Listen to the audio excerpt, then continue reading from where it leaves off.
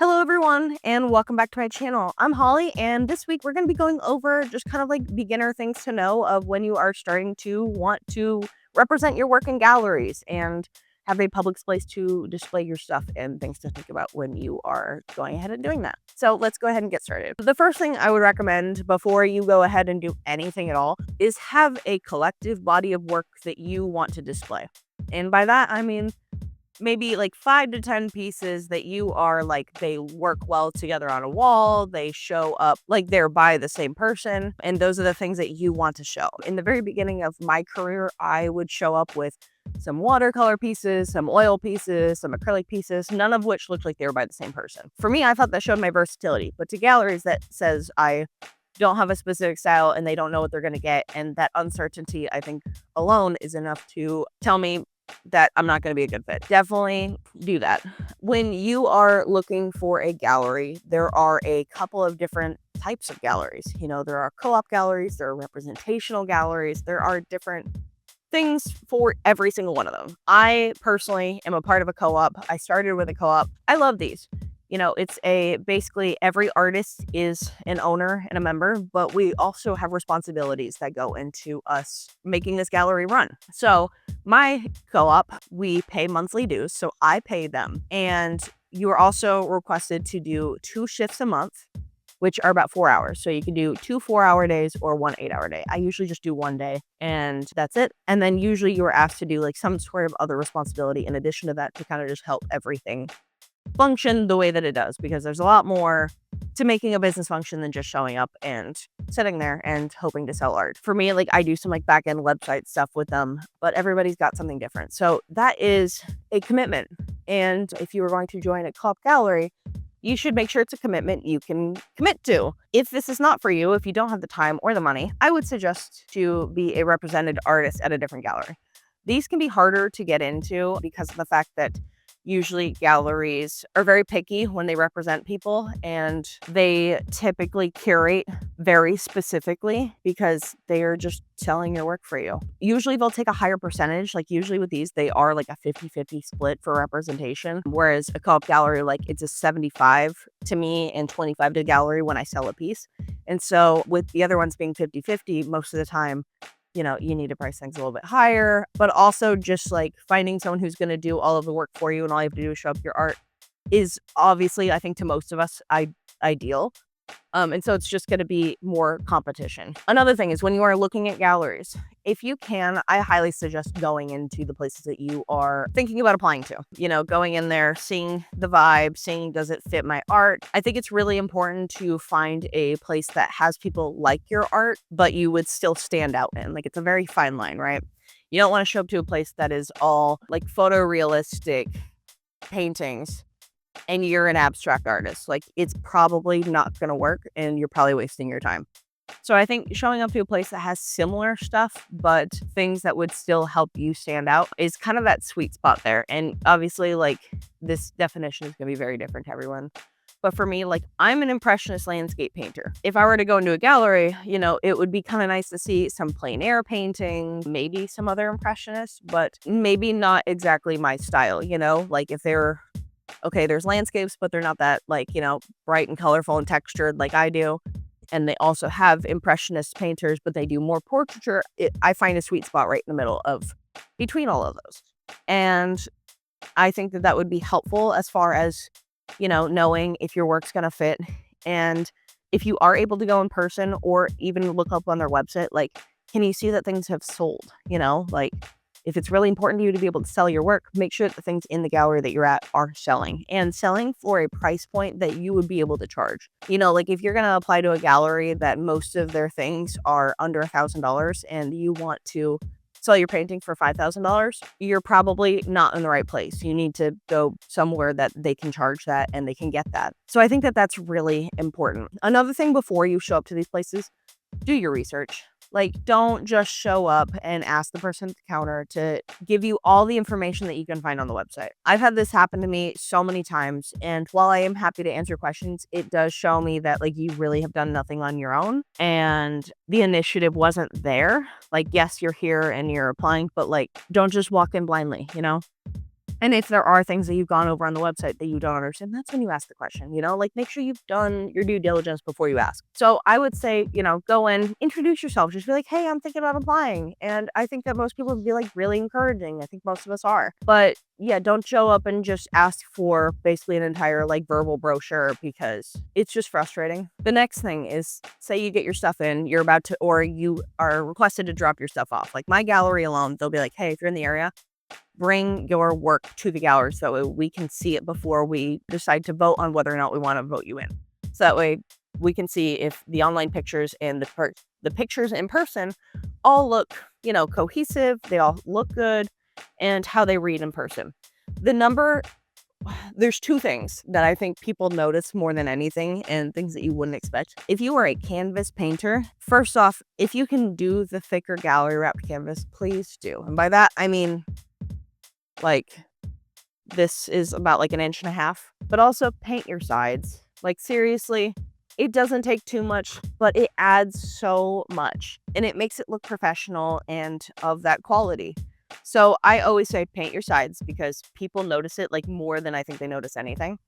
But also for the gallery members, when they go to hang your work, if it doesn't have anything on the back to hang, like we're like, what did you do? Sawtooth hangers are fine. This is always ideal. This kind of like wire with these like little hook things. You can find them in like a little bundle at any sort of hardware store, which I really like. Usually they're in like where like the hook hangers are. It's just going to look a lot better. It's going to look like you came prepared. You knew what you were doing. If you just show up with nothing on the back, odds are sometimes like if you were a part of the gallery, they will ask you to redo it. If you did do thinner canvases, things like that, that's totally fine. Like I've done things on thinner canvases before, not expecting them to be like full pieces and just thinking they were going to be like a trial. And they turned out way better than I thought. And I was like, I would actually love to put this in a gallery. But if you're going to do that, you should frame it too. Kind of figuring out different ways to finish your work is really important because you can do great work and have very poor finishing skills. And those you can find online really easy, especially on YouTube. Always an advocate for YouTube University, but definitely make sure that you've done that. And another thing, most of the time when you drop off work, they're going to ask you to put like a little tag somewhere in the back here. Usually I'll just kind of stick it right in this corner here, but you can add it anywhere or like a little, hanger tag onto this wire that puts your name. It reiterates the name of the piece and the price. So that way, if for some reason like something gets moved, it's still attached to the painting itself or whatever your body of work is.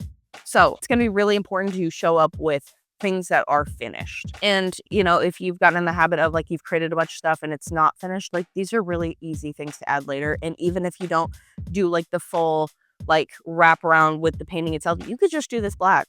Like that's totally fine. Do a black, do a brown, whatever you want to do.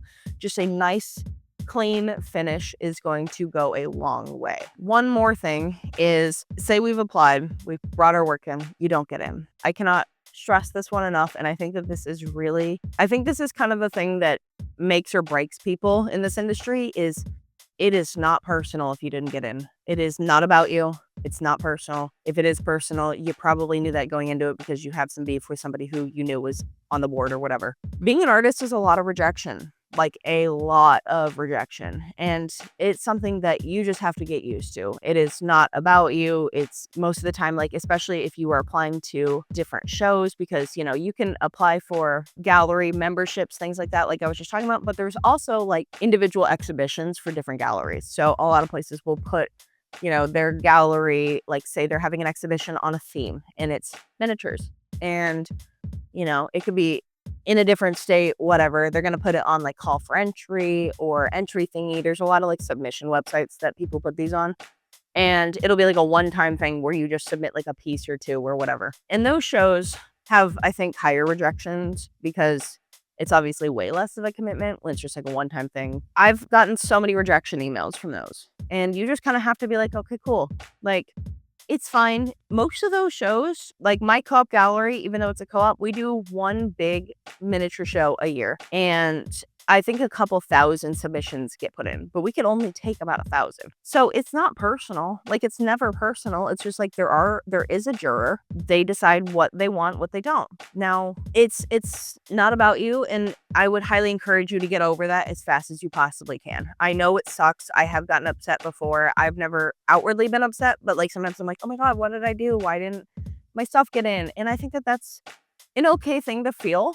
But you also have to remember, like, the juror probably had a really hard decision to make, and acknowledging that they are still people and that they're still artists. And I think all of us are a little bit more emotional than the average human. And I think that being able to just be like, it wasn't about me, and moving on is going to allow you to continue to further your art career in a way that if you were to get upset and linger on things a little bit longer would not progress at. And so I highly suggest moving on as quickly as possible. In addition to that, because some of these shows have a one juror, every gallery has usually a board, or it's the whole gallery if it's a co-op. I highly suggest looking into the people that are going to be looking at your work. I was applying to a small work show over in Tennessee a couple of weeks ago, and well, I was thinking about it, and I looked into the juror, and the juror really likes muted, abstract portraits, things of people. I think everything in their entire display of Instagram or things that they had liked, because I had been able to go through their website and look at the juror and look them up on other platforms,